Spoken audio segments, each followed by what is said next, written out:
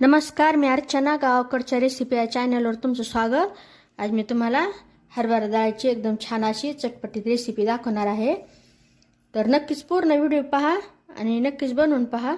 आता इथे मी अर्धी वाटीपेक्षाही कमी अशी हरभऱ्याची डाळ भिजत ठेवलेली आहे। चांगली 2 तासासाठी भिजत ठेवायची। आता हे पाणी काढून घेऊ। अर्धी वाटीपेक्षाही कमी असं दही घेतलेलं आहे। आता साहित्य तुम्ही तुमच्या प्रमाणानुसार घ्यायचं। भाजलेला शेंगदाण्याचा कूट, शेंगदाणे व्यवस्थित असं भाजून त्याचा कूट तयार करायचा। इथे मी 2 चमचे कूट टाकणार आहे। ते दह्याच्याच वाटीमध्ये थोडंसं पाणी घेतलेलं आहे, ते मिश्रण बनवून घ्यायचं, मिक्स करून घेऊ। यामध्ये आता हळद, किंचितशी लाल मिरचीची पूड, लाल तिखट, चवीनुसार मीठ, बारीक कट केलेली कोथिंबीर। आता हे एकत्र करून घ्यायचं। तर व्यवस्थित एकत्र केल्यानंतर आता बाजूला ठेवून देऊ। तेल टाकायचं। यामध्ये आता ही हरभऱ्याची डाळ पाण्यातून काढून घेतलेली।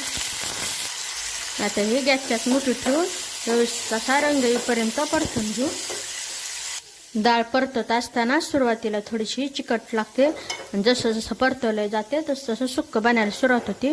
आता इथं गॅसच्याच मध्यम करायची, सुक्की होत चाललेली आहे डाळ। आता इथं मिरच्या थोड्याशा अशा कट करून घेतलेल्या आहेत, त्या टाकायच्या, थोड्या कटच करून घ्यायच्या।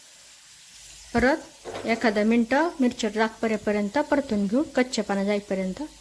आता हे व्यवस्थित परतून झालेले आहे। आता हे जे मिश्रण तयार करून ठेवलेलं ते टाकायचं।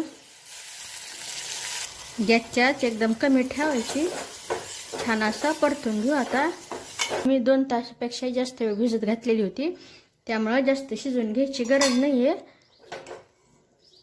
तर थोडंसं पाणी सुकू देणार आहे आणि गॅसच्याच एकदम मंद करायची आणि झाकण ठेवून थोडं 1-2 मिनटं ठेवून देणार आहे। अधूनमधून चेक करायचं। आता हे व्यवस्थित असं दाटसर झालेले गॅस बंद करून टाकायचं।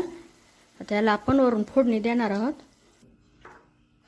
अशी दाटसर राहू द्यायची, कारण थोडीशी थंड झाली ना तर मग एकदम घट्ट होऊन जाते। काढून घेऊ सगळी डाळ। यामध्ये मी किंचितशी साखर मिक्स करणार आहे, थोडीशी कोथिंबीर। आता इथं तेल कडकडीत असं गरम करून घेतलेले, ते अर्धा चमचा जिरे छान तडतडू द्यायचे। खमंगाची वार फोडणी पहा, एकदम छान अशी आंबट गोड तिखट चवीची चटपटीत अशी चटणी तयार झालेली आहे।